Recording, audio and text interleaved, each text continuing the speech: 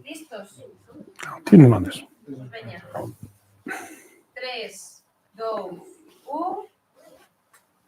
Bueno, hola, bons días a todos e a todas. En primeiro lugar, voume presentar, son Paco González, son o xerente do Grupo de Desenvolvemento Rural do territorio no que estades, do territorio Terra e Auga, que está conformado por 10 concellos, e a min acompáñame, pois, dúas patas importantes deste proxecto Misturando, unha Eva González, que é a xerente do GDR Limiar Noia, que é o coordinador deste proxecto de cooperación, e, bueno, temos a Manuel Marei, catedrático da Universidade de Santiago de Compostela.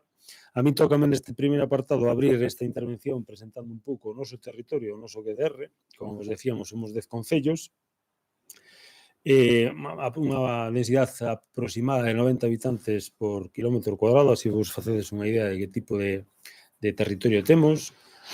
Hai unha diferencia fundamental entre dúas comarcas que constituyen o noso territorio, o condado, está moi influenciada pola área metropolitana de Vigo, a densidade de poboación é moito maior, e a comarca do Paraanta, que está no territorio no que estamos, no concello de Covelo, ou 3 concellos máis, a Cañiza, Arbo e Crecente, onde a densidade de poboación é moi inferior á do condado. Son dúas realidades totalmente distintas, dúas dinámicas totalmente distintas, son dúas diferencias importantes do territorio. Bueno, e por que estamos hoxe aquí nós? Porque está o GDR Terreago hoxe aquí sentado xunto coa Universidade e este outro GDR e o cuarto socio do proxecto GDR Camín Real de la Mesa de Asturias.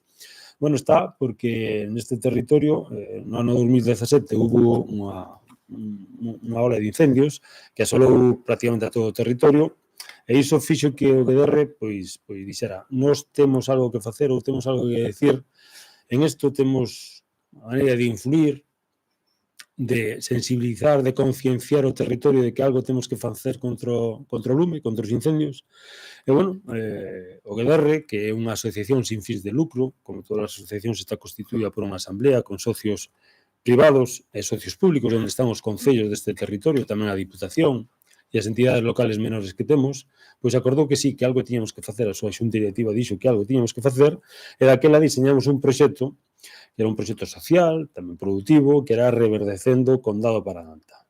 Misturando é un fillo de Reverdecendo. Misturando xurdiu desa idea, desa estrategia que diseñamos no ano 19-20, desa idea saliu Misturando. Saliu acompañada, e aproveito para presentar tamén o partenariado do proxecto, saliu acompañada de Limiar Noia, na figura de Eva, de Camín Real de la Mesa, na figura da súa xerente de Bea, e da Universidade, que foi a pata fundamental para darlle sentido a todas as ideas que tiñamos os territorios, de aunalas, de concentralas, e de adecualas ás exixencias da convocatoria no seu momento da Fundación Biodiversidade e poder presentar unha candidatura que tuvera posibilidades de obter os fondos que fixemos.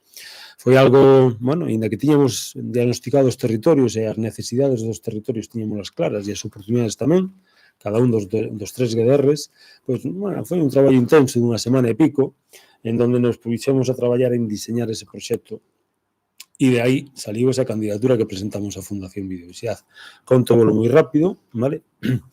O proxecto chámase Outras alternativas para o bosque mixto atlántico en espacios naturais de Galicia e Asturias, vale? Ten fundamentalmente 8 liñas de actuación, vale? 3 das que escupou fundamentalmente a Universidade, que era ver que se estaba facendo por Europa adiante que nos pudera interesar, ver que se estaba facendo nos territorios e diseñar uns modelos técnicos económicos para desenvolver. As seguintes 3 actuacións pois son aproveitamentos gandeiros, aproveitamentos forestales e agroforestales. E logo hai 2 actuacións dentro do proxecto que é de difundir todo o que aquí estamos a facer entre os territorios, non?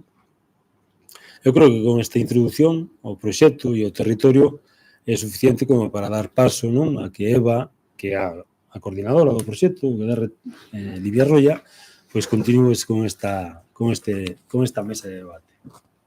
Teño chuleta no móvil para non gastar papel. Bueno, nada, eu non son a jefa, aquí cada un traballa e padece o seu, non?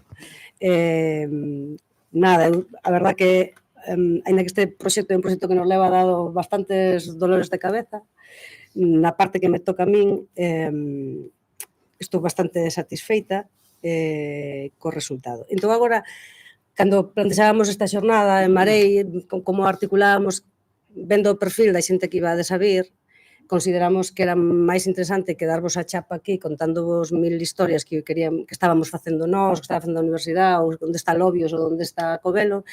Pensamos que igual era máis interesante que entre todos os que estamos fagamos unha pequena conversa sobre o bosque mixto, sobre o medio rural e sobre como traballar ou darlle continuidade a un traballo de colaboración entre os grupos de desenvolvemento rural e a universidade. Isto deixámoslo para a última parte, pero a min parece importante porque o coñecemento creádelo vos, non? Sodes a fonte de coñecemento, de investigación e de tendencia e de innovación a nivel de como se construye o coñecemento, e logo estamos nós, que somos os fillos pobres da administración, que ao final somos os que estamos aí intentando crear, por en marcha, facer proxectos e demostrar que a vida no rural é posible. A cuestión está en como, cal é o modelo ou cales son os modelos diferentes. Entón, nunha primeira parte, eu quería trasladarlle a Paco e a Marei en torno ao proxecto Misturando, non? Como xa sabedes o que é, xa sabedes o que é o bosque mixto, ainda por riba xa fostes a ver algunha iniciativa. E a miña, eu quería decirvos si despois, agora que estamos rematando este proxecto, que levamos 2 anos traballando duro, e si para vos foi un acerto ou unha equivocación. É dicir, nós tiñamos detectado, eu no meu caso, o GDR Limiarnoia son 25 concellos da provincia de Ourense, eu non sei se hai algún ourensano por aquí. De que concello? Da Peroxa. Da Peroxa, vale, pois non me toca. Teño un tercio da provincia, pero a Peroxa non me toca. Pero sí que o certo é que no noso GDR, que tamén hai moitas realidades, pero hai unha que é clara, é que se ti recorres dende Maceda a Lobios, toda a carretera que te leva dun lado a outro, ti o que ves é bosque mixto atlántico, non? Que o abandono na provincia de Ourense é a máis forte de Galicia, con diferencia ás outras, donde hai moitísima superficie comunal, con diferencia tamén das outras provincias, hai unha diferencia, o sea, as comunidades de montes son comunidades de montes moi grandes, con 3.000 hectáreas, 2.000 hectáreas, 4.000 hectáreas, é dicir, moita da propiedade privada é propiedade comunal, e o abandono foi tan grande que o bosque mixto está magnífico, o sea, está para ver, vale? Vades nesta época do ano, cando está en pleno outono, e é unha gozada. Digo, por se non coñecedes a provincia, aproveito para que vallades a darvos un paseo porque é dos momentos do ano na que está máis bonita. E digo eu que son daqui, vale? Que son nativa de Salvaterra e que levo 15 anos vivindo en Ourense. Entón, detectado que nós teñamos un recurso moi potente que é o bosque mixto e que non se lle está dando ningún tipo de aproveitamento e que o que se utiliza é todo está a monte, non? Como esa parte negativa do monte. E agora que estamos acabando, Misturando foi un acerto ou un erro? É dicir, había unha necesidade real ou hai unha necesidade real de traballar na superficie de bosque mixto ou non? Doulle primeiro a paso a Marei porque ti xa te escuitamos. Bueno, moitas gracias, Paco, Eva, e sobre todo moitas gracias a vosotros, porque acompañarnos aquí a día de hoxe, salir de Lugo ás 8 algo da mañán, un sábado, con todos os compromisos que temos todos, eu pues, quero agradecer que estedes aquí, e tamén a xente que nos está escuitando por internet. A ver, se non o facemos nós, ou non o facemos os que nos temos un apego emocional co mundo rural, pois evidentemente vai a quedar sin facer. Hai unha frase que é así, e cada vez se cumple máis, o que non xestiona o home vai non xestionar o lume, de acordo? E o vimos este ano, non? E o vimos. É dicir, nós temos un territorio no que nos fomos aí alonxando del, fomos perdendo ese compromiso, xa digo, emocional e social co territorio, vivindo de espaldas el. Eu moitas veces, cando vou a foros e tal, vexo que para os decisores da sociedade galega o rural é un problema, xa non é unha oportunidade, xa non é unha identidade, senón que é un problema. É que algo hai que facer, é que temos que facer, e que temos que facer tamén, evidentemente, dos grupos de desenvolvemento rural, que son os que está despegado ao territorio, tamén desde a universidade, sobre todo desde unha universidade que ten máis de 500 anos, que leva moito feito por Galicia, e desde un campus como é o de Lugo, que é o Campus Terra, e ademais temos aquí a Elvira, que é a a responsable do Campus Terra, neste momento, eu lle agradezco especialmente que este aquí con nós, porque temos que xestionar ese territorio, e temos que xestionalo. A ver, hai espacios, porque a Galicia, depois falaremos deso, hai moitos rurales, hai espacios que xa teñen unha xestión por si mesma, xa teñen unha actividade, xa teñen un dinamismo, xa hai un poder económico, social, que pouco podemos dicir sobre el, é dicir, todo aquilo que ten que ver ca gandeiría intensiva ou incluso ca silvicultura intensiva xa ten o seu camiño, xa ten a súa dinámica, e que se está concentrando cada vez en menos espacio. É dicir, cada vez hai menos espacio onde realmente o rural en sí mismo xa está dando nunha dinámica, nunha inercia, e por sí mismo funciona, e serían eles os que nos virían a chamar a nós para certas cousas moi puntuais. Pero eu creo que eles xa teñen a súa propia forma de a donde ir, como facer e como autoorganizarse. Pero despois está quedando unha superficie enorme, cada vez máis, que iso é o triste, cada vez máis, que realmente como alguén non se ocupe de impulsar, xestionar aí, evidentemente o nivel de abandono que é moi alto, cada vez vai ser maior. E volvo de sempre. Nos aquí temos despois unha amenaza, que é iso, os lumes, os incendios, consecuencia do abandono emocional, territorial, poboacional, todo eso, que vai vir e que se vai levar. Entonces, misturando é un acerto, é unha necesidade. Tiña que haber máis misturandos. Hai un dito alemán que dice que tú tens que facer 8 plans malos para que pois salga un plan bon. Entón, ten que haber moitos misturandos con fracasos. Me quedan 7. Exacto, temos que ir á versión octava, temos que facer moitos misturandos, temos que facer moita xente, porque ao final cada un lle pon tamén o seu enfoque, a súa visión. O que temos aquí é un público que ten moitas capacidades, coñecementos, visións e actitudes ante eso. Entón, temos que facer moitas máis cousas, temos que transferirlle a esta xeración, porque además de xente moi capacitada e xente nova, teñen que coller ese impulso, teñen que facerles, teñen que probar, teñen que equivocarse, porque tamén nos equivocamos e nos equivocamos moito, e a nosa xeneración se equivocou especialmente, e a anterior a nosa, porque, bueno, eu son un desertor do Arao que quero volver ao Arao constantemente, pero o dicíamos na visita de campo, é dicir, o rural, traballar no campo era o último, eu creo que eso está cambiando. Está cambiando especialmente naquelas zonas onde sí que hai modelos productivos e onde hai unhas rentas e unhas calidades de vida altas. Pero volvemos ao mesmo, é dicir, temos que probar, temos que fracasar e temos que volver a intentalo. Pero tamén temos que ser realistas. Non podemos ir de ilusos e pensar o rural é unha cousa maravillosa, fantástica, non, é un sitio duro. Se xente con moita determinación durante moitos anos o abandonaron e se foron, era porque realmente é un sitio que ten as súas características e as súas dificultades. Entón, eu creo que sí que debemos facelo, sí que estamos aprendendo, aprendemos moitas cousas, aprendemos do que acertamos, aprendemos do que fracasamos, aprendemos da burocracia, porque xente acostumbrada á burocracia, eso podemos decirlo como estamos nós, isto non superou en moitos lugares, é dicir, porque é unha burocracia e además é incerteza de que a burocracia interpretativa, é dicir, según interprete A, B ou C, sabes que tens que facer un montón de papeles que ao mellor non sirven para nada, che volven a cambiar e volves a entrar constantemente nesa dinámica. E iso no rural eu creo que é un dos frenos tamén máis importantes para cualquier iniciativa. Hai que simplificala, estes proxectos poden servir tamén un pouco para eso, para dicir, oiga, cuidado, que se nós non somos capaces, con todos os mecanismos que temos, como pensemos que unha persona vai ter unha iniciativa no rural que vai quedar debaixo aplastada dun montón de papeles ou formatos digitais. Entonces, eso creo que é importante telo en conta. Vou te interrumpir. Interrúmpeme. Entón, concluindo, é unha necesidade. O sea, este proxecto é, bueno, o inicio dunha necesidade dun rural abandonado. Sí, Paco. Con que dixas o contrario. Calquera diz o contrario aquí con Mari e diante. Podes. No, concordo totalmente, é unha necesidade. É unha necesidade. Eu, a pesar do que comentache ti, Marei, non sei, quizás polo carácter que teño e que ten o noso GDR, temos esa visión positiva e queremos seguir pensando que o rural é unha oportunidade. É unha oportunidade para facer cousas e para plantear cousas.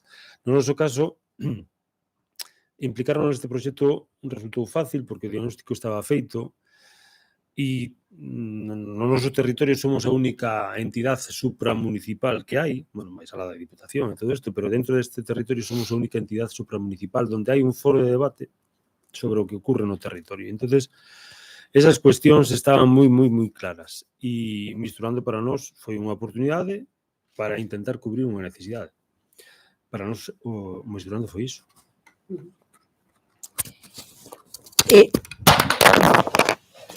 para enseñarvos o chaveiro de misturando. Bueno, Ten polos dous lados, non? Ten polo imán polo outro lado. sí, no. Bueno, poño así. Escoítase ben así, non? Sí. Sí. Vale, entón, eu concordo igual, no meu caso, por exemplo, que xa vos comentaba que o GDR Limiar Noia, a situación dese abandono e o resultado dese abandono para min é unha oportunidade, e non é que é unha oportunidade, é que é o recurso que ten o territorio. Non podemos pensar que nos vai a vir un altri, non? Asumindo como entre comiñas, pero non vai vir.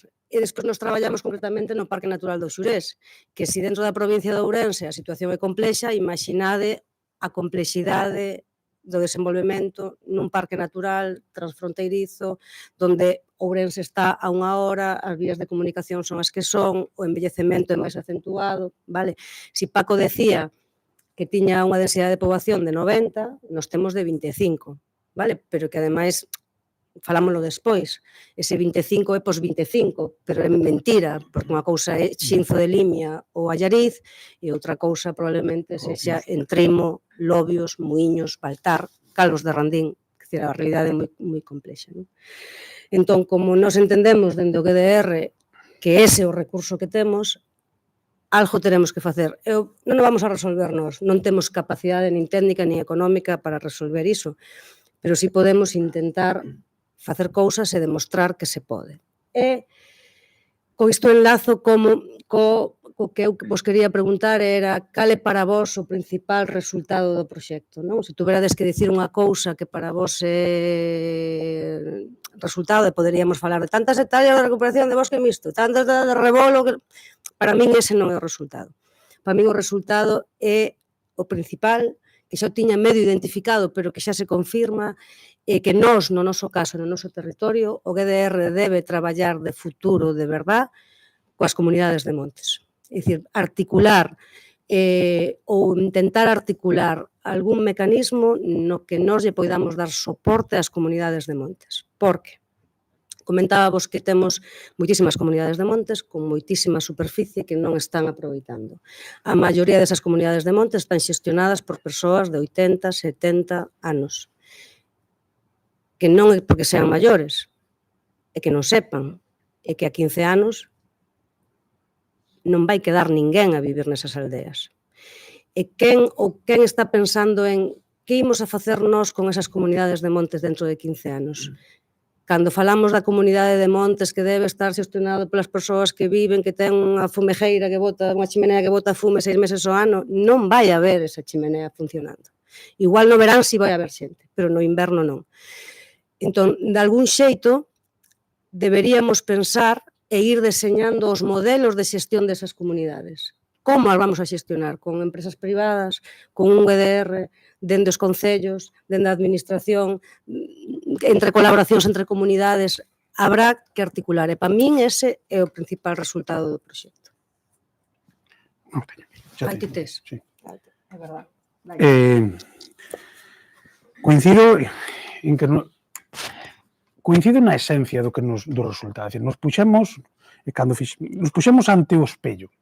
Porque nós cando elaboramos o indicador dos diferentes, o sea, o indicador agregado dos 19 indicadores socioeconómicos e ambientales dos 301 espacios da cornisa cantábrica, porque, aínda que estamos aquí os 3 GDR, realmente o ámbito de traballo de Misturando foi Galicia, Asturias, as 3 provincias do norte de Castilla e León, Cantabria, País Vasco e Navarra, e 301 espacios da Rede Natura, e aí, bueno, pues un traballo arduo, que Luís tuvo unha participación moi interesante, Darío tamén, que está na parte de Camín de la Mesa. Vimos e puñemos esa radiografía de como estaban eses 301 espacios naturales frente a indicadores de poboación, de renta, de PAC, de incendios, e podemos facer esa radiografía, realmente che sale que temos un espacio rural moi vulnerable. Moi vulnerable. De acordo? Tú ves, cando ves por separado indicador a indicador, e cando agregas, te atopas con que hai unha realidade que, volvo de antes, temos que xestionala porque senón non ten viabilidade. E coincido de que temos que ir a mecanismos novos, é dicir, temos que ir a instrumentos novos. O pasado xa deixou de servir hai moito tempo, nos trouxo hasta aquí, e agora sí que temos que ir a impulsos novos. E os impulsos novos pasan, en primeiro lugar, evidentemente, por un tratamento burocrático e o meu modo de ver tamén fiscal de todas as iniciativas que se leven a cabo neses territorios. Burocrático, sin lugar a dúbidas. É dicir, a burocracia é un problema en todos os ámbitos, pero aí é especialmente terrible porque, bueno, é un freno a algo que xa non ten impulso. E, por tanto, a administración aí ten que ser proactiva. E a proactividade vai vir en gran medida facilitando esa labor. Vale? Despois, eu creo que tamén eses incentivos fiscais van a ser os que traigan inversión de fora. É dicir, nós, eu sempre digo así, eu creo que un dos mecanismos máis rápidos que temos para poñer iniciativas no rural é convertir o rural nun paraíso fiscal. É dicir, onde a cualquiera que teña unha mínima iniciativa económica ou empresarial se a fai no rural, teña uns beneficios económicos. E iso eu creo que é do que pode axudar.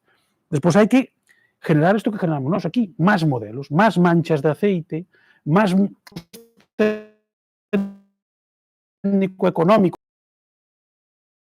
isto, porque ten esa componente, é dicir, como facelo e canto costa facelo e canto vas a obter de rentabilidade no mercado real. Bueno, pois eu creo que necesitamos máis exemplos. Nos desenvolvemos 17, uns espacios determinados, necesitaríamos desenvolver con casos reais moitos máis. Eu creo que por aí pasa o camiño. E, dende logo, traer iniciativas novas de fora. O esforzo que fixestes vos por tratar de crear iniciativas internas foi enorme. A búsqueda sobre emprendedores, líderes no ámbito rural foi enorme. E creemos que non somos capaces todavía, o sea, non somos capaces de atopar ese viveiro de iniciativas. Entonces, hai que traerlas de fora, ou hai que xeneralas de outra maneira, ou hai que cortar todo o que son esas dinámicas que frenan as actividades. E, evidentemente, é especialmente urxente en determinadas zonas onde nos vamos a quedar sin xestores do territorio. Este é outro dos grandes problemas que temos. Eu, últimamente, por outros traballos que estamos facendo, o que nos falta no territorio galego son decisores. É dicir, polo sistema de comunidades de montes, onde non quedan comuneiros, as propiedades que antes había pois, un decisor, un propietario, pero que agora as parcelas siguen sendo de 2.000 metros cuadrados, pero son de 16 personas que non se conocen entre elas. E que naide toma decisión sobre elas. Eso creo que é outro dos problemas dramáticos que temos. É dicir, temos un territorio fragmentado e que é un proindiviso constante. Entonces, claro, ante esa situación é moi difícil xestionarlo. Entonces, creo que temos que empezar a tomar medidas para traer incentivos e tamén medidas que clarifiquen a propiedade, que poñen esa propiedade a disponibilidade para a inversión activa. Creo que son as cuestións que máis urxentes. Bueno, eu concordo totalmente tanto con Eva como con Marei. Por non repetirme, simplemente destacar unha cousiña máis de Misturando, porque, como a colaboración que xurdiu,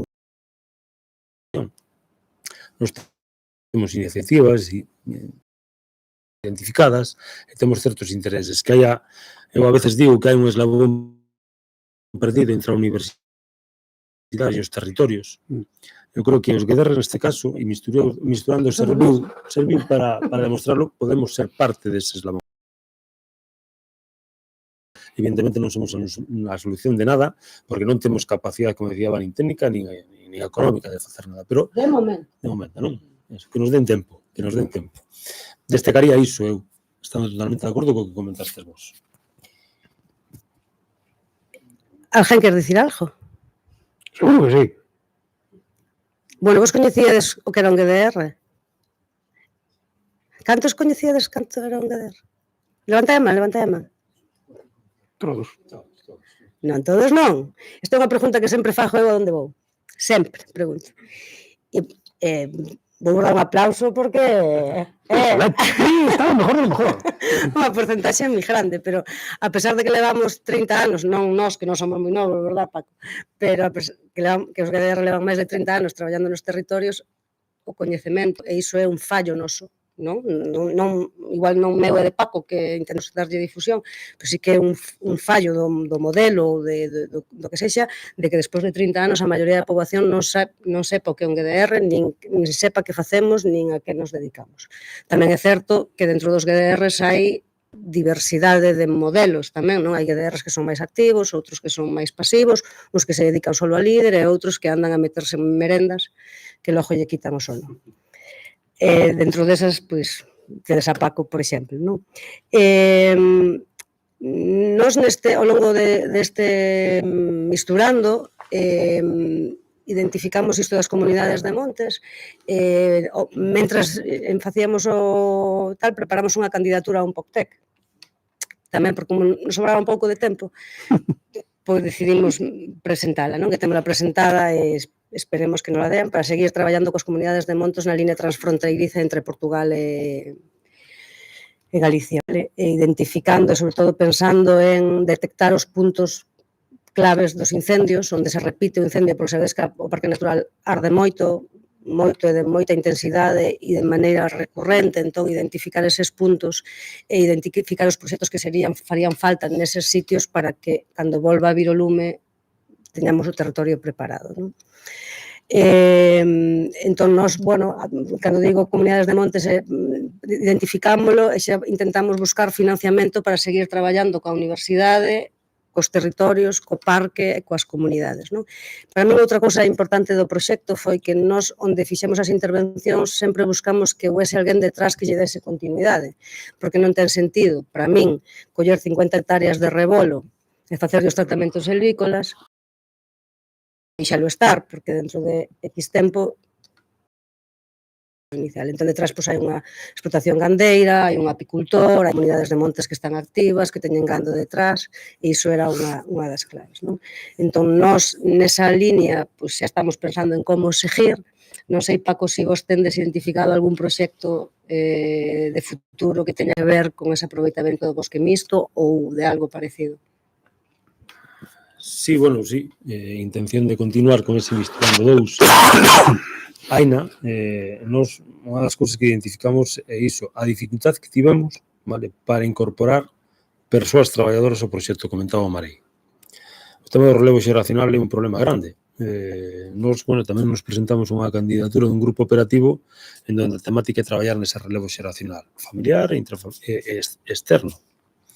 E tamén vos comentaba antes, cando facíamos a visita de campo, que estas parcelas que, como dice Eva, tiñen que ter continuidade sí ou sí, porque senón sería un fracaso absoluto, nos queremos crear en elas un espacio en donde se poida testear un proxecto, en donde poidamos ir persoas, as poucas que hai, porque sabemos que son poucas, do territorio ou fora do territorio que se queiran achegar aquí e testear o seu proxecto. Se alguén quere iniciar unha actividade en olivicultura, agora temos unha parcela de 5 hectáreas en donde ese emprendedor ou emprendedora pode, durante un tempo determinado de 3-4 anos, testar o seu proxecto sin necesidade de facer inversión. A inversión está feita, fixo o GDR. Vale? Entón, queremos crear, en torno a estas parcelas que puxemos en marcha, un espacio tesagrario que sirva para iso, que sirva para espacio de formación e espacio de testeo de proxectos. Ese é o sentido que llevamos a dar un pouco misturando, tamén nos estamos presentando a convocatorias, porque, claro, sin cartos non se fai nada. Sáltate. Ou queres dicir algo? No, isto, evidentemente, estou de acordo con o que faz. Moi ben, entón, agora xa que vos contamos a milonga do misturando, eu puxémonos a buscar que significa rural no dicionario da Real Academia Galega, dice, vou sacar as gafas, relativo ou pertencente ao campo, a súa vida e manifestacións por oposición á cidade.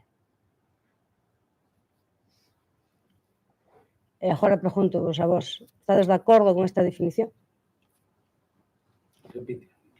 Non me fixestes caso. Ves como eu?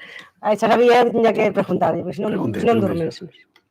Dice a Real Academia Galega, relativo ou pertencente ao campo, a súa vida e manifestacións por oposición á cidade. Despois dice sinónimo, campesiño. Antónimo, urbano. Confróntese, rústico. Ala. Pa vos. Colle o micro, quen queira. Pode ser Emilio, pode ser Elvira, ou pode ser algún dos que están por aí. Andrés está ali. Vexo algún así un pouco envalentonado. Non, primeiro vamos a dar aquí ao do azul que se posicionou antes. Andrés Osoro. Podes te por de pé para que te graben. E mira a cámara. Saluda. Non, mira para nós, pero ponte de pé. Bueno, sería unha visión un pouco desta definición tanto histórica, ¿no? Porque hace referencia aí unha serie de términos como pode ser rústico, campesinado, que incluso a veces desde la parte urbana es visto como algo de secundario respecto al resto de la sociedad. Y al final hay una serie de conceptos, por ejemplo, la eólica, por ejemplo, la energía eólica, si la pones en el rural, sigue siendo rural. Otros aprovechamientos de energías, otros proyectos de desarrollo que se pueden llevar a cabo en el rural. Es decir, el rural no tiene por qué ir vinculado exclusivamente al campesinado ni al uso de técnicas rústicas, sino que también tiene que llevar pues, ese desarrollo, esa innovación, ese tipo de proyectos que se están apostando en otras zonas menos que en el medio rural. Es decir, el rural es todo en un conjunto de territorios, que iría un pouco en clave con lo que es el proyecto. Moi ben, Emilio, deixámosche falar. Bueno, vou falar ben dos enxeñeiros agrónomos e dos asturianos, espero non arrepentirme. É dicir, eso xa non vale. É dicir, non hai oposición ninguna. Non había un enxeñeiro agrónomo portugués, que non sei se Morrego Oliveira, que decía que lle podemos seguir chamando rural, pero xa non ten absolutamente nada que ver, non? E hai un escritor que eu creo que bastante xente coñece, Jaime Izquierdo, que traballou en reto demográfico de Asturias e que el fará do rural urbano e ten un libro sobre eso e entonces non, é dicir, esa definición absolutamente está desfasada, non? É dicir, son modos de vida xa moi parecidos, a expansión da cidade cara ao campo, pero non como modelo de cidade, non como modelo urbano, sino simplemente como colonización do territorio para poder ter unha vivenda, porque na cidade é imposible, non?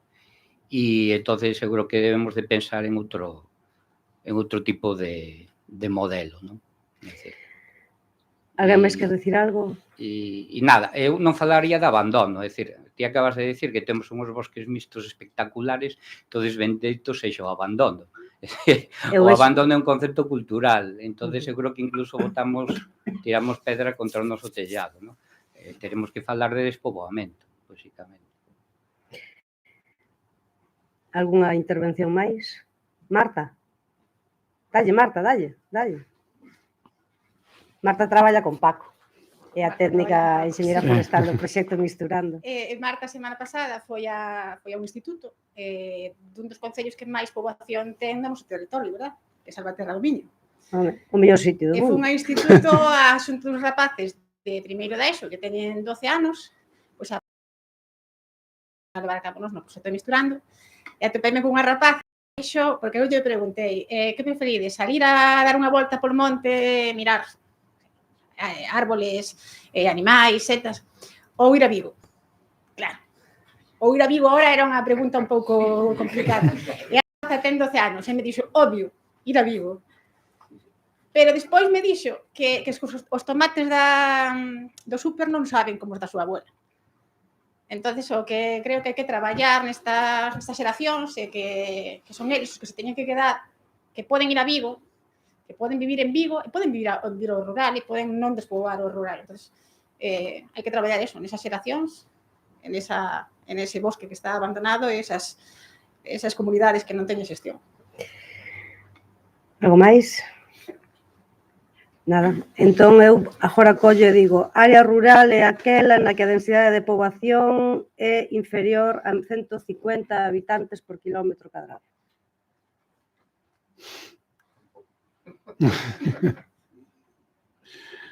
Non sei. Isto digo a Unión Europea. Sí, eso dice a Unión Europea, exactamente. Non a día Eva de Pesqueiras, digo. Sí. E o outro digo a Real Academia Galega.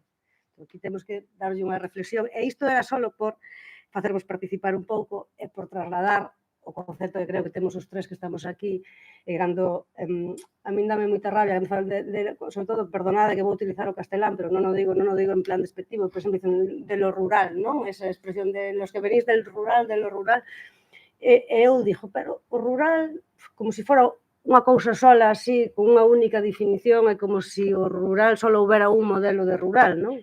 Eu penso, tanto no territorio de Paco, que é Terreauga, ou no meu territorio, que é o Limia Arnoia, ou se penso en Marei, que vive alá en Lugo.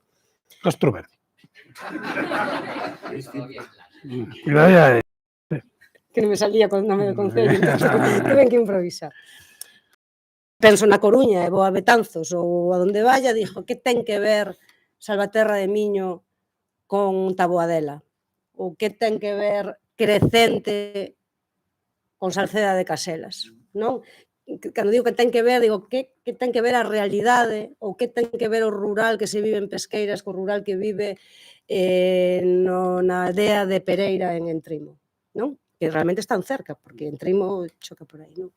Entón é por trasladar vos a vos, si entendedes que existe que cando facemos estrategias ou se definen diagnósticos ou se proxectan proxectos, perdonando a redundancia, si temos que ir a unha cuestión máis micro e identificar o rural concreto dese territorio ou se nos vale unha estrategia de desenvolvemento rural a nivel galego como se todos os rurais fosen o mesmo. Non, vou preguntar a eles. Moi ben. Alá.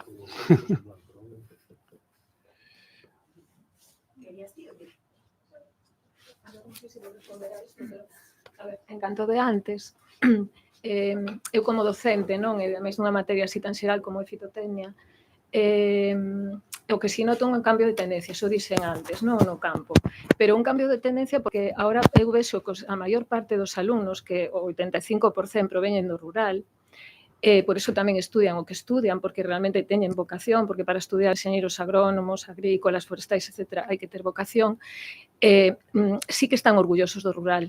Antes os pais decían, non quero que... Bueno, moita xente non sabe o que é ser enxeñeiro agrónomo. Atopeime fai pouco un rapaz que lle vin clase tamén fai anos, que traballa na Xunta, que está casado con unha médica, e decía, na familia da miña muller é que non entenden en que traballo. É dicir, fixadevos no nivel, non? Que, o sea, o nivel de coñecemento que ten a xente sobre estas profesións.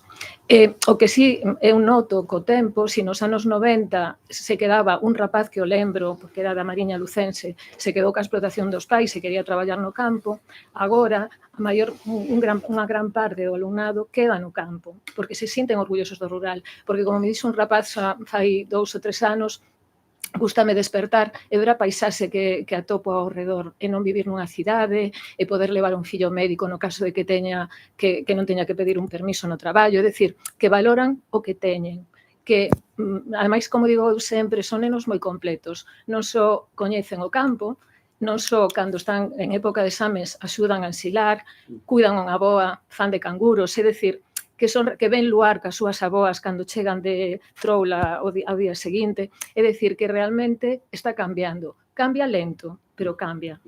E, ademais, unha cousa que si se está notando é que son rapaces os que estudian, por exemplo, a carreira, teñen coñecemento, teñen patrimonio, e son os que teñen que abanderar o futuro do rural. Pero é o que fai falta, non? Xente xoven que se quera quedar. E, dende logo, hai esa tendencia. Outra cousa é se é suficiente ou non é. En canto aos modelos, creo que ten que ser, eu penso que ten que ser máis específico. O rural non é todo igual. Non é igual a montaña, que a mariña, que a zona de horta, que a zona máis forestal ou ambiental. É dicir, que hai moitos rurais. Nada máis. Moi ben, alguén máis concorda ou estades en desacordo ou queredes aportar algunha cousa? Se non, vos estades de acordo comigo, non? Con matices. Pois vaya os matices. Non teño que teño personalidade. A ver, eu coincido que hai moitos rurais e cada vez vai haber máis. Este é un tema moi amplio, moi complexo. Eu creo que o que temos que ya estamos recuperando, e aí sí que coincido con Elvira, eu noto esa recuperación, eso xa noutros momentos temos falado.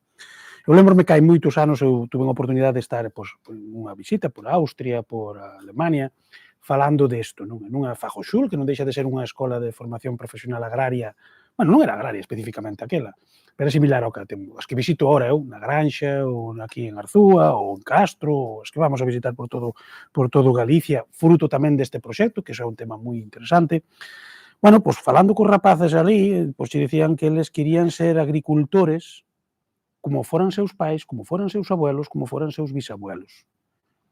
É dicir, esa continuidade que sí que conseguiron, e iso foi un éxito da PAC neses países, porque lles deu unhas rentas, un nivel de vida e unha calidad de vida aos agricultores de Centro Europa despois da Segunda Guerra Mundial, porque Europa naquel momento sí que sabía que se de algo non podía prescindir era de os agricultores para ter comida porque había pasado fame. E iso é a clave. É dicir, que a PAC foi para eso, é dicir, para que os agricultores alemáns franceses non abandonasen as súas granxas e fosen a traballar ás industrias, nin ás cidades. que se fosen os do sur de Italia, os napolitanos, os españoles, os portugueses, os turcos, pero non os agricultores. Entón, claro, eso foron anos, e foi un ano que lles permitiu a Europa manter a súa actividade agraria. Eso tamén creou a súa conciencia, é dicir, non hai nada máis orgulloso que os agricultores franceses, e o poder que teñen. É dicir, a Semana Verde de Berlín, Alemania, sigue sendo a gran feira de Alemania. Claro, non se eso perdémolo. E perdémolo como país, e cando digo país non só Galicia, senón España, porque incluso os vascos e os catalás, que teñen toda a súa estrutura social basada nos caseríos ou nos palleses cataláns, e que ten moito do que é o seu propio basado aí, o perderon porque foron abandonados. Xa non digamos os galegos, donde realmente había ese contexto peyorativo. Éramos moitos, ou somos moitos, pero éramos vistos como, bueno, como unha masa grande, pero que non era prioritaria. Eu creo que eso se está recuperando. É dicir, se está recuperando porque tamén agora estarse recibindo unhas rentas dignas. É dicir, esa é a clave. Os momentos que está vivindo xa a gandeiría en Galicia son históricos.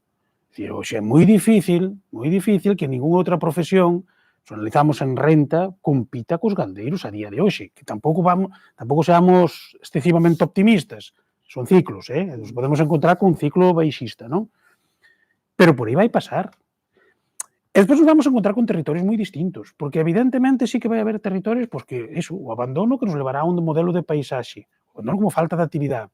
Outros territorios que tamén o temos que contemplar así, donde a mellor hai unha intensidade de actividade agraria tremenda, outro día falábamos en Xinzo ou na Terra Chaga de Lugo, e que non queden agricultores vivindo ali, porque, ollo, eu poño sempre este exemplo, hai moitos gandeiros dos máis grandes do entorno de Lugo que viven en augas férreas, un entorno urbano. O sea, que tamén nos podemos encontrar con eso. Que outro modelo?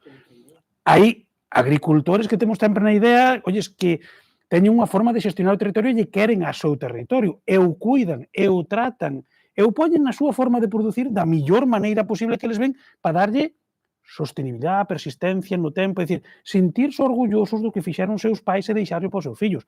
Hai outros que non, hai outros que só van a renta e dicen, non, eu quero hectáreas de millo de cualquier forma, bueno, facer un maltrato sistemático dunhas parcelas que non son nada máis con os medios de producción como a industria, que non me gusta nada, ou eucalipto, xente que dice, non, quero puñer eucalipto, máxima carga, tal, e só pensar nese tema. Cuidado, eso tampouco non é un modelo. Entonces, vai haber moitos modelos, cada un ten o seu, eu teño un, máis apegado tamén, e volvo a eso, o tema emocional, o que tú viviches, de acordo?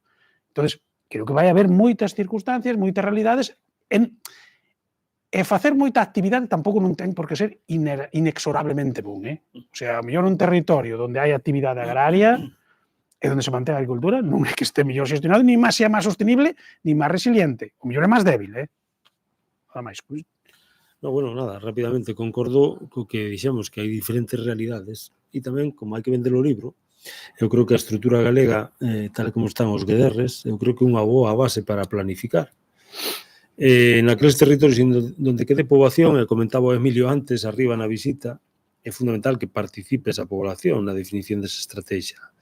Entón, sí, realidades diferentes, sí, hai que traballarlas de diferente maneira e contar coa poboación, non desde arriba, senón coa mesma aprobación, a ver que quere facer ou que pretende facer, non? Eso gustaríame destacalo. Con respecto ao que decías ti, Marei, eu creo que hai que incorporar un novo, bueno, xa está incorporado, non? Pero nós tamén nas nosas actividades que fixemos con Misturando, quixemos traballar un espacio natural cercano aquí, unha parroquia de Barcia de Mera, no río Alén, que é un afluente do río Tea, de especial valor, e quixemos, apoiándonos na Lei de Patrimonio de Galicia, declarar o espacio natural de interés local.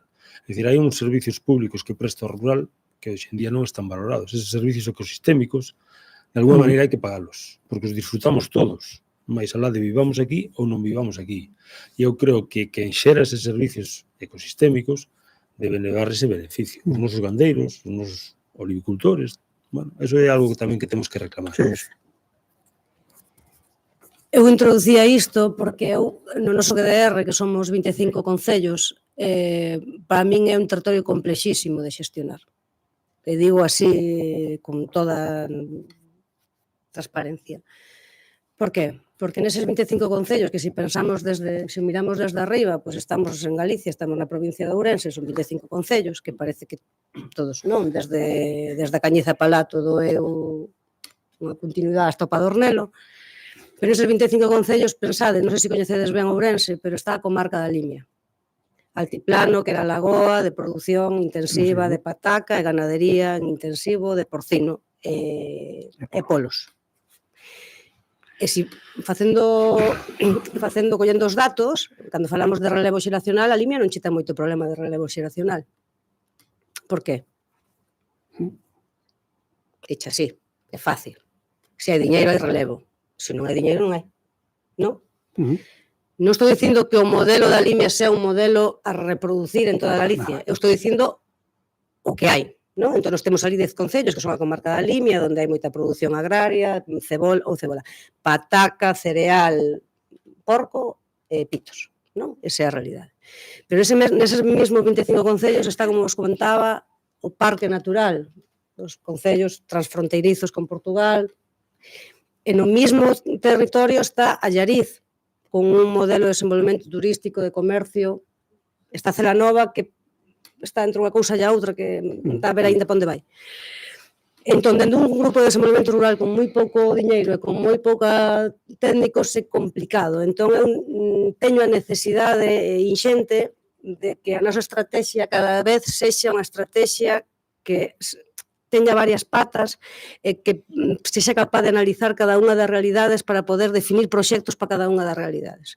E se isto me pasa a min a nivel GDR, entendo que ao mellor Galicia necesitaría que as estrategias foran estrategias de desenvolvemento rural máis pequeniñas e que non houbera un marco galego como se todos fóramos iguais cando despois as realidades non teñen nada que ver. E como tamén coñezo un pouco este territorio, porque son daqui, non ten nada que ver Salceda, como te dicía, con Crecente, a Cañiza, Covelo, non? Algúnas zonas de Mondariz, que decir que con Salvaterra ou con Pontareas, non?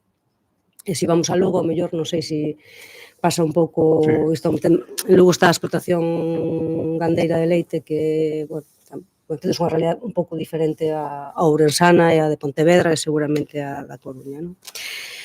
Entón, eu pregunto, se nos que estamos aquí todos concordásemos en que houbese que facer esas estrategias máis, esa planificación do territorio máis a pequena escala, quen debería impulsar ou quen debería pôr en marcha eses modelos? De onde debería salir? Da universidade? Da xunta? Isto é así que eu tampouco sei, é por se a mellor nos iluminabades. É unha pregunta para eles, para nós? É unha pregunta en xeral. Para todos. E se podemos falar e conversar, pois sería guai. Paco, que? Elvira. Simplemente, a ver, dos que coñecedes o territorio, que sodes os GDR, é dicir, que xa estades traballando e que o que tedes que ter máis medios para facelo mellor. Digo eu, porque o que decimos son distintas realidades e esas realidades hai que coñecelas ben a pé de finca. Entón, a verdade é que penso que sodes unha peza importantísima, como decíades antes, por outro lado. Agradecido polo comentario. Se marcha daqui hoxe. Non, eu estou de acordo, decía antes, ese ámbito comarcal pode ser un bo ámbito de traballo, un ámbito territorial de traballo, pero eu creo que aquí falta un actor fundamental, que son os concellos. A implicación da administración local na definición desa estrategia debería ser moito máis importante. Moito máis importante. E miran para outro lado. Nos, nas nosas xuntas directivas, temos as alcaldías destes 24 concellos, destes 10 concellos neste caso, e costelles moito. Tamén, en certa maneira, é natural, porque as estruturas destes pequenos concellos é a que o alcalde ten que cambiar a farola, ten que parchear e ten que pensar en estrategia. Pero a implicación do ámbito local, da administración local, para min é fundamental, porque ademais hai unha cousa, o veciño mira a súa alcaldía. O alcalde debe liderar, sea do partido político, sea do color que sea, é igual. O GDR, eu decíamos que aquí nos confunden co GNR. Entón, o GDR, que é a... Sí, a portuguesa.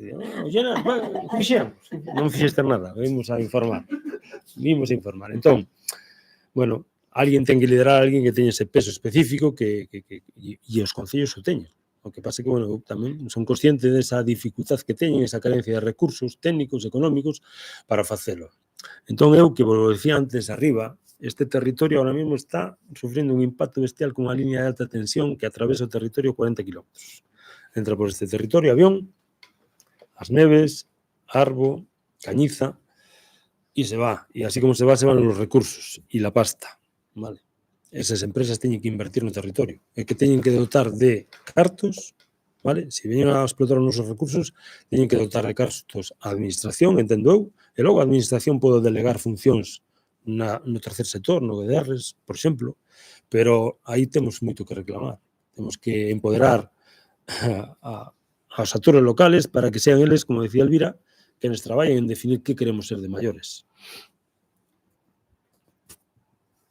Emilio, vinte aí preparado, eh? No, xa faláramos, e os concellos son fundamentais, e da Xunta tamén. Que ocorre? Que ti si falas con pequenas productoras, o que queren é que a Xunta os deixe tranquilos. É dicir, non sei, unha experiencia que temos de traballos e les preguntas polas axudas e tal, non queren axudas. A burocracia que falaban. Claro. E entón a administración aí sí que ten moita responsabilidade unida tamén ás universidades. Porque non pode ser o plan de financiamento actual de proxectos de investigación que temos, que dá igual o que pidas, que teña que ver o que non teña que ver co territorio, a ti danche os cartos e podes facer o que che dé absolutamente a gana. O que che piden son publicacións. Xa.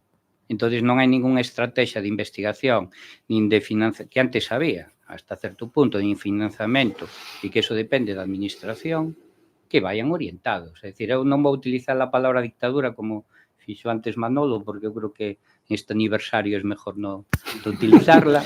O Manolo está botado a perder. Totalmente. Mas Políticamente o incorrecto. que ten que haber son unhas liñas claras e de decisións, pero tamén desde arriba. Non. Usted vai a investigar e vai a Oxford, Cambridge, Harvard, é dicir, se usted é tan estupendo ou estupenda, pois pode ir a outra universidade. Non, entón aí a Xunta sí que está absolutamente ausente, non? Eu non sei moi ben o que penso, pero teño unha cosa teño a clara, que os concellos son claves. Outra cousa é que a situación dos concellos é extrema, refírome. En este caso vou máis a miña provincia, porque son concellos moi pequeniños, de 800 habitantes, de 1000 habitantes, donde o personal técnico que teñen os concellos é ridículo, donde en moitos casos os alcaldes non teñen nin dedicación exclusiva, é dicir, eles traballan na cárcel, donde sea, non? Son funcionarios ou personal, ou teñen empresas, e dedicanlle ao concello o tempo que lle dedican, porque non, ademais non poden ter dedicación exclusiva, é dicir, non poden cobrar un salario polos concellos desde a última reforma, e moitas veces pensamos iso como se fora un aforro, e para min é un erro, porque un alcalde que traballe, que teña dedicación do mellor técnico. Outra cousa é que haxa alcaldes que non arrañen, pero iso xa depende, despois tamén hai profesionais de GDRs e da universidade que non fai nada. Sí. Despois depende do perfil. Se tes un alcalde comprometido de verdade, con dedicación exclusiva, é o mellor técnico que podes ter, porque lle vai dedicar a súa vida ao concello. Entón, a cuestión está en que eles non teñen capacidade técnica nin económica, pensa que son concellos que mellor teñen orzamentos de 900.000 euros ao ano, 1 millón de euros, 1.200.000 euros, onde pagan a luz, a recollida do lixo, o personal, o secretario, a capacidade económica que ten un concello pequeniño da provincia de Ourense, que non é o mismo, por iso falamos sempre, eu sempre me quero recalcar que a ruralidade é moi diferente, non é o mesmo un concello de 20.000 habitantes, como pode ser Pontareas, que non sei que presuposto terá, pero igual ten 8 millóns ou 9 millóns de euros de orzamento, un concello como Baltar ou un concello como Entrimo, que son 1.200 habitantes, con 1 millón de euros. Non? Entón, como temos que telos de man, e eles son claves, pero eles non teñen capacidade. Entón, eu creo que, asumindo que existen as deputacións, que están aí e que manexan 100 millóns de euros de orzamento, eran uns bons axentes. Si non se desfán, si se siguen mantendo, que non eran malo que as deputacións de verdade fixeran un traballo de desenvolvemento rural. E como é a Deputación e a Xunta, que nos ten abandonados. é así. Nos, por exemplo, que temos as comunidades de montes, a necesidade de actualizalas, de renovalas, de analizar a súa realidade, de intentar poñer en valor esos recursos que teñen as comunidades de montes, dende a Xunta non hai de verdade un traballo de asesoramento, de acompañamento e de traballo, e que ademais eu vexo como unha oportunidade brutal para os novos enxeneiros forestais, como fonte de emprego. É dicir, se fóramos capaces de crear algún modelo de desenvolvemento desas comunidades, teríamos aí unha fonte de emprego para os nosos futuros enxeneiros que eu creo que non somos aínda conscientes do potencial que ten unha comunidade con 3.000 hectáreas, con 2.000 hectáreas, e que poderíamos dar emprego a moitos novos enxeneiros. Non?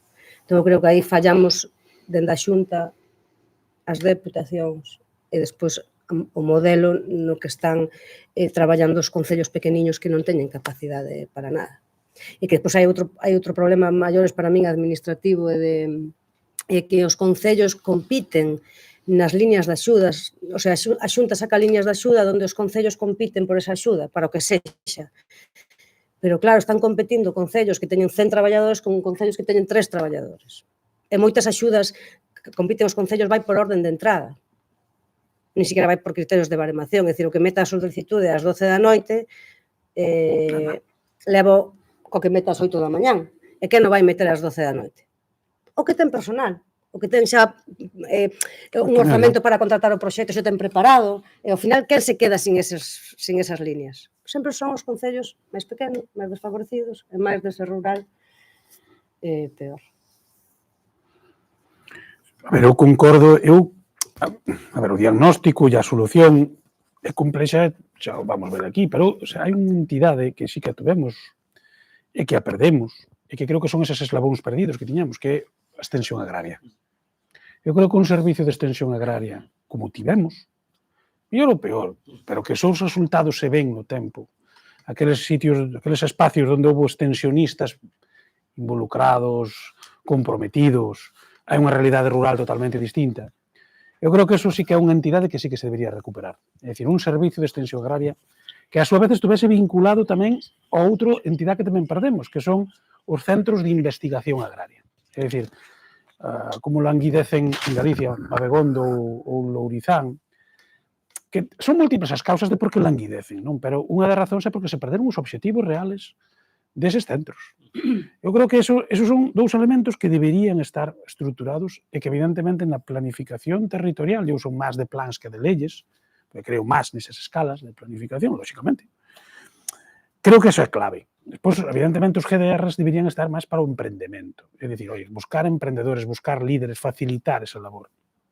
Pero esa labor de extensionismo, de formación, de busca de onde está a necesidade, onde está o problema, as patoloxías no mundo da produción vegetal ou animal, eses colectivos de extensión agraria, para min é un dos déficits máis importantes e das cousas que máis me doe que se teñan perdido. E se eso tuveramos, evidentemente, huberamos vinculado ben os centros de investigación agraria, houber sentido, e despois houvésemos vinculado ben a universidade como mecanismo de transmisión desa formación. E Mateo ten un micro, está a punto de intervir. Bueno, se me permitides, é un pequeno matiz, porque estamos falando, polo que vexo, de planificación todo de abaixo, é dicir, da entidade máis pequena arriba, non? Entón, é un pouco por introducir un matiz contrario, de arriba para abaixo. Xa que falamos das comarcas, de que van a ter un papel ou que deberán ter un papel moi importante das deputacións da Xunta, eu creo que un debate tamén en España sería a financiación autonómica, é dicir, a hora de repartir cartos entre as comunidades autónomas, introducir criterios de despoboación, introducir os incentivos fiscales, dispersión poblacional, é dicir, que ese reparto de financiación autonómica sea máis adecuado, máis apropiado, máis xusto, e despois, digamos que eso todo se vehicule hacia baixo, que eses cartos todos fluyan hacia baixo, e que eso permita, digamos, dotar este tipo de entidades que poden ser útiles de máis persoal, de máis presupostos. Eu creo que tamén é un punto que hai que ter en conta. Vai. Eu creo que iso sería clave, pero iso pasa porque sea un interés xeral.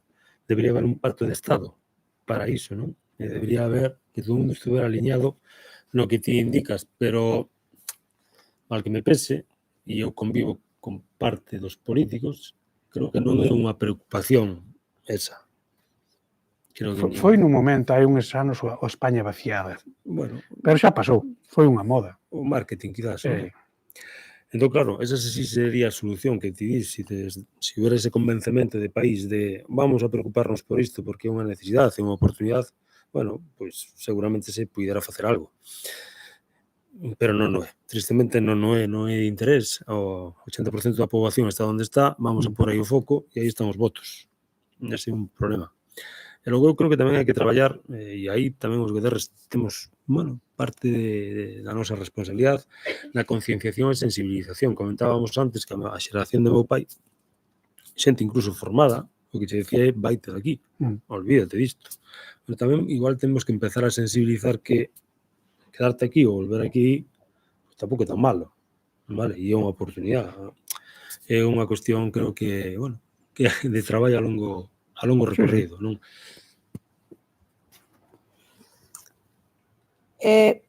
Como tedes o restaurante esperando por vos. Fría a sopa. Tedes cocido? Non sei, que temos de menú? Sí. Só quería... Temos uns minutiños para falar dese bloque 3, non? Que era... Eu son das que creo que hai varios rurais, creo que hai que ter esas estrategias moi localizadas, moi ben definidas, e ter unha línea de traballo e dicir, que quero ter eu a 10 anos? Non? A 10 anos eu levo traballando aquí nesta comarca, cales son os resultados que quero ter a 10 anos, porque senón é imposible, senón nós como GDR, con tantos concellos e con tanta realidade, estábamos facendo cousiñas así, que ao final pasaban 10 anos e dicir, non fixo nada. Estuve aquí a traballar como unha jalupina, facendo cousas que non teñen xeito nin dereito, tamén nos os GDRs non podemos tocar todos os paus, eu cada vez reduzo os paus nos que toco, porque prefiro tocar poucos, pero non, para intentar ter algún resultado a largo plazo. Eu, como ademais veño da universidade tamén, que xa choveu daquela, que tomaba café con Mareida. Home, Traballamos en departamentos contrincantes. bueno, Si, non. paralelos. Pero pero convergíamos Marea e no bar. Exacto. Tamén era boa cousa. No da baixo, no da piscina. Aí estamos, Exactamente. tortilla. É a tortilla. Claro. A tortilla non subía. Eu estaba no laborate, el estaba... Donde estaba? Prueba, a ver. Entón, bueno, nada, esta era unha broma. Entón, sempre xígolle que deille con cariño á universidade. Teño así un pouco de aprecio. E dixo, pois a universidade non estamos aquí a matar o lombo, a universidade está a matar o lombo tamén porque non o matamos xuntos, non? Porque, pois, ao mellor, sempre se leva mellor o sufrimento conxunto. Claro. Bueno, isto así, plan broma, porque además levámonos ben. Entón era, eu quería, e non sei a onde hai que chamar, ou a que porta hai que petar, para que os GDR e as universidades tuveran unha línea de traballo estable, non organizadiña, con un plan de traballo, e dicir, pois, a las RIMS. A porta del Elvira. Non, aí no bar, comprámoslo agora, Paco. Por 20 euros pájalo. Por 20 euros pájalo, sí, pero con unha non nos cheja. Non, non cheja nada. Compramos a serie completa. Non sei, isto dicía a que porta, está Elvira, claro, pero Elvira, hai alguén que terá máis cartos que Elvira. Bueno. A ver, hai algunhas... bueno, a ver, convenios con GDR hai algúns na universidade, non? Pero se poden facer.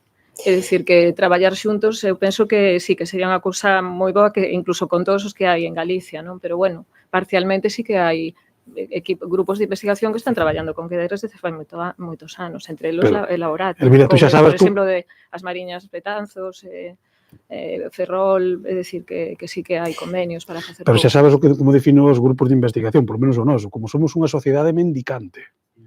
Nos cartos non temos... Sociedade anónima mendicante. Mendicante.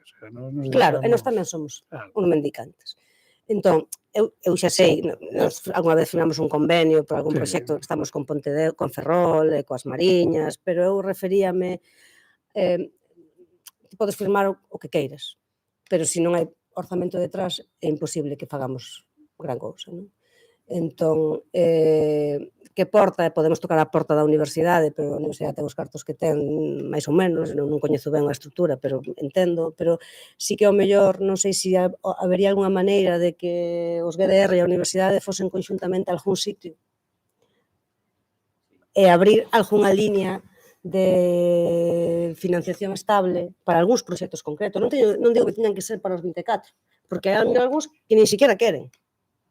Pero igual Paco sí, ou non? Depende.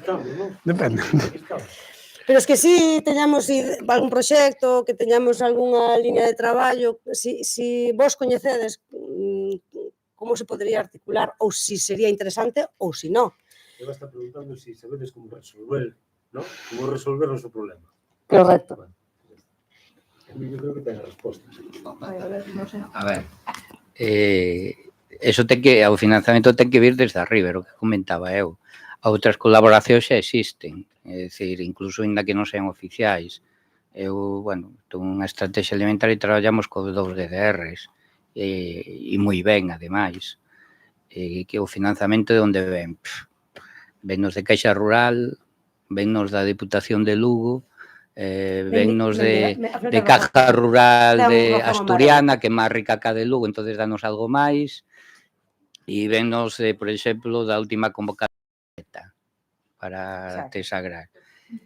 Pero iso que comentaba antes Manolo, é dicir, tantas as oficinas de extensión agraria como Lourizán, que xa está desaparecido, eu penso que bastante tempo, como Mabegondo, que o están acabando ahora xa de darlle a puntilla, eso ten que haber, repito, non ten que haber un dictador nin unha dictadora, ten que haber alguén que organice. Entón, se desde arriba non hai ninguna estrategia nacional de investigación relacionado co rural, pasaría chamando, eu creo que un novo indicador de rural é aquel sitio onde non chega Amazon. Entón, eu creo que ese xa nos evitaría moitas cousas, non? É dicir, que se non hai esa estrategia nacional e que te obligue a poñerte decir, porque para traballar con alguén pode ser como o Laborati onde estaba Manolo, que eran liñas paralelas e que nunca converxían, pero non había problema. Converxíamos, o que pasa é que competíamos amablemente. Non tens que ser íntimo amigo de ninguén, non, para colaborar. Pero eso ten que ter, aliás, da vontade de cada un, e sobre todo falando de financiamento, eso ten que haber unha estrategia. Bien, ten que haber. Claro. Necesito un micro, sí. Como conseguila, bueno, empezar por as eleccións xerais. Daqui. Dalle, Mare. Doulle eu. Dalle ti, dalle. A ver, a estrutura que temos hoxe en día administrativa de financiación de todo vai por proxectos, por líneas, por cuestións así moi puntuais, moi puntuais. É dicir, as estruturas estables administrativas están porque están, son finalistas, ou sea, son as consellerías, con os fondos moi finalistas, moi tal. Crear outras estruturas vai ser complexo, que sobre todo que as financien. Eu sí que eso vexo que temos que... A ver, que tampouco nin é bon nin é malo. É dicir, temos que ter ese modelo adaptativo. É dicir, eu que creo que ten que haber un recoñecemento a xente que ten ese modelo adaptativo. E aí volvo tamén ao tema da investigación con esta xente, con xente nova que non está aquí. Eu son fruto do que é digamos, o proceso de un investigador ou un profesor na universidade. É dicir, JCRs.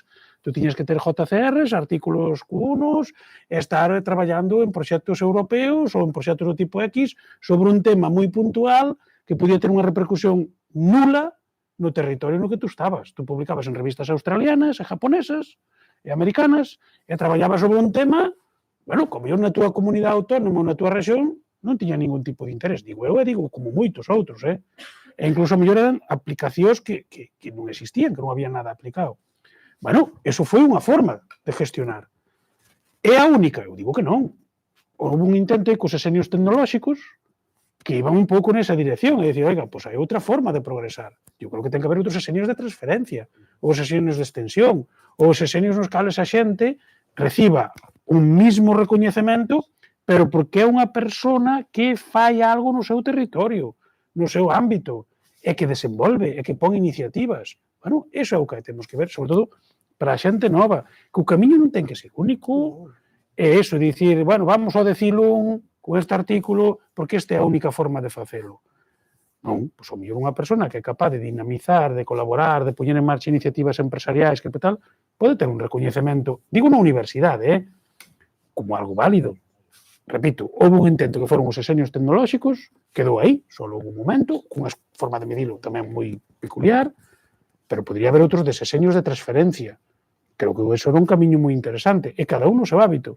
É dicir, alguén que nas nosas áreas, nas nosas escuelas, é capaz de vincular accións reais que despois se ven no territorio con dificultade, porque tamén volvemos ao de sempre. Non é o mismo que tú traballes can candeiría de leite A, B, C, que tamén ten as súas peculiaridades, que nunca saques adiante algo nun territorio, nun espacio, nun contexto moito máis dificultoso.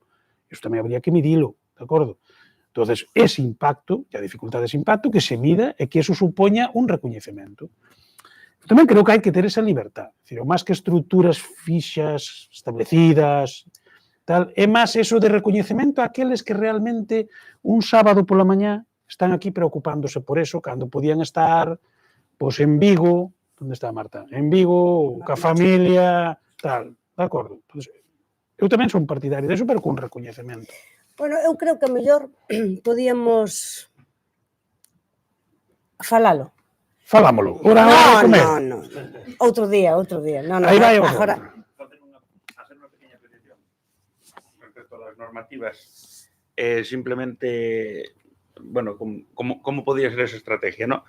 El Principado de Asturias ahora, en esta segunda modelización que hizo del gobierno, bueno, ya en este segundo gobierno de Barbón, en vez del reto demográfico, considerarlo un comisionado, lo incorporaron en la propia Consejería de Presidencia con su dirección general. Y ahora impulsaron una ley que salió a finales de este año pasado, me parece, que es la ley de impulso demográfico, que ya se está ejecutando, de impulso de reto demográfico, no me acuerdo ahora mismo, estuve mirando. Y hicieron una zonificación municipal de manera que era lo que vosotros comentabais, la inyección de fondos que hay generales de la comunidad autónoma y que vienen de Europa para gestionar a la propia comunidad autónoma, se inyectan principalmente mediante ese baremo de zonificación que han hecho, pues, de todo lo que comentaba antes que el rural, no solo un campesinado, pues el acceso a servicios, el acceso a la educación, para la gente que establece otras cooperativas que no solo la agricultura, para que puedan los ayuntamientos pues colaborar con los grupos de desarrollo rural. De hecho, por ejemplo, en el municipio en el que yo estoy, han incorporado, gracias a esa inyección recientemente, una administrativa de desarrollo local para poder pedir subvenciones, poder pedir proyectos de este tipo y todas esas cosas. Sí, solo como dato, a nosa socia do GDR, non? O novo período de programación ten, falo de memoria, pois non sei se son 11 millóns de euros ou 12 millóns de euros para a xestión do GDR para 10 municipios de Asturias. E nós temos 3 millóns de euros para 25 municipios. E non se fai o mismo con 3 millóns de euros de líder ca con 11 millóns de euros ou 12 millóns de euros. Entón, o impacto que ti tes, tamén é certo que por algo os grupos de acción local en Asturias teñen un recoñecemento que non teñen os galegos. Porque, claro, nos acabamos de estar ali hai 3 semanas, conocendo Somiedo, co alcalde, eu levaba alcaldes a Somiedo, estaban con Mino, el decíalle, aquí hai medio millón, que isto conseguín medio millón, eles alucinaban, medio millón casi é o orzamento municipal que teño eu.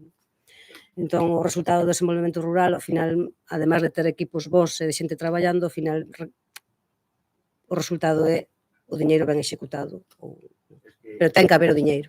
En Somiedo había unas imágenes que, por ejemplo, antes hablaba Emilio de Jaime Izquierdo, un consejero medio rural en Asturias que para mí trabaja incluso mejor que Jaime Izquierdo, que es Jesús Arango, y llegaron a instalar un robot para que unas alumnas que vivían en un teito pudieran conectarse, un robot con un satélite incorporado, a internet y recibir las clases en un movimiento. Entonces, todo eso, Belarmino, que os lo explicaría bien, todo eso es un ejemplo de la diversificación agraria en el medio rural y si se ven las gráficas de población en Somiedo, es un ejemplo impresionante.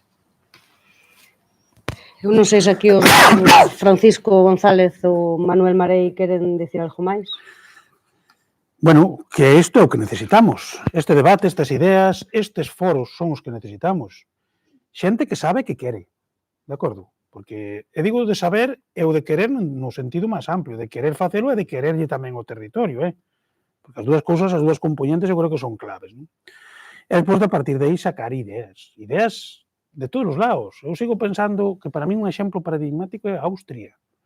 Como Austria, que, porque Suiza tamén é outro exemplo, non? Pero como Austria, como país, sigue sendo o país que máis incorpora actividade xoven e xóvenes agricultores á agricultura. E non está caendo a poboación agraria en Austria, porque eles están no contexto europeo, porque Suiza está noutro contexto e ten outras dinámicas, non? Pero eu creo que, por exemplo, hai que observarlo, porque tampouco territorialmente, fisiográficamente, non é o sitio mellor, por decirlo así, e, sin embargo, conseguiron. Eu, cando estuve ali, en gran medida, vin que era eso, que era o sentido moral que vos dicía de o orgullo de pertenecer a un colectivo que é un colectivo o cual, oyes, cuidado, non perteneces así como en cualquier maneira. Primeiro xa che ben heredado e ese legado xa non queres perder. Non queres ser o último gandeiro da túa familia. De acordo? Nin queres ser o último gandeiro do pueblo. E esa concienciación. Eso eu creo que é clave, porque eso falle superar moitas dificultades, falle renunciar ao mellor a outras cousas, falles permitir tamén ser máis competitivos, máis organizados, e de cando temos un problema, organicémonos, resolvámoslo, porque queremos ter esa continuidade. Non vayamos individualmente solos a ver se cerran os do lado para nos quedarnos con todo e poder facer o que nos dé a gana, porque ese non é o camiño. Entón, eu creo que aí sí que temos que tomar exemplos. O sea, hai que ver por que nuns sitios triunfaron e cales foron as claves. E non sempre veñen polo ámbito da tecnoloxía, nin das mellores condicións territoriais, nin climatolóxicas. Creo que ven algo máis profundo, que é ese sentimento que non se debe perder. Joder, porque eu digo nas últimas conferencias, eu son o orgulloso maiorazo da Casa do Souto de Tórdia, que para min é fundamental. Despois serei outras cousas. Serei profesor de universidade, etc. Pero, no fondo, son eso. Eu son Austria bio, sabes? É dicir, eso, víalo na xente, víalo nas caras das persoas que as que falabas, que era un colectivo con prestixio, poñían os seus chalecos e as chaquetas que levaran seus abuelos, seus bisabuelos. Oyes, mostraban nas casas con orgullo este establo fixo meu abuelo, meu bisabuelo, aquí e tal. Esa componente eu creo que necesitamos. Totalmente de acordo. Esa concienciar, sensibilizar, a recuperar ese sentimento é importante. Decías a modo, ¿no? Se quería decir algo a modo de peche, pois eu que quería agradecerlle a Marí e a vos todos que vos achegarades hasta aquí, porque, bueno, a maneira de salvar eses eslabóns perdidos entre o coñecemento, a innovación e os territorios é iso, que nos poidamos achegar. Nos abertos, propondremos cousas á universidade, claro que sí, pero tamén abertos a que vos acheguedes aquí a un GDR que ten interés e ten iniciativa en mirar para o seu territorio e buscarlle posibilidades. Así que gracias por vir ata aquí, Mari. E eu tive que pechar, entón. Tócache. Pois nada, deixo vos ir comer. Eu non vos podo acompañar, que teño un compromiso familiar, pero, bueno, espero que tuverades así un ratiño agradable de reflexión. Eu teño que decir que voto moito de menos reflexións destas dentro dos propios grupos de desenvolvemento rural, que creo que aí temos un error de base nós, que non somos capaces de sentarnos e reflexionar sobre o que é o rural, o que son os modelos de desenvolvemento, como deben ser as líneas de axuda, se ten cabelas ou non ten cabelas, como deben ser, e como incluso se debería apoiar a actividade agrícola e gandeira nos nosos territorios de diferente maneira, non só con axudas directas, vale? Que hai outros modelos. Que teñades bo xantar, bo visita ao pasteiro, que somos misturando, que, bueno, intentaremos seguir facendo cousas chulas, ou polo menos intentándoas, vale? E nada. Moi ben, moitas gracias. Gracias a vosotros.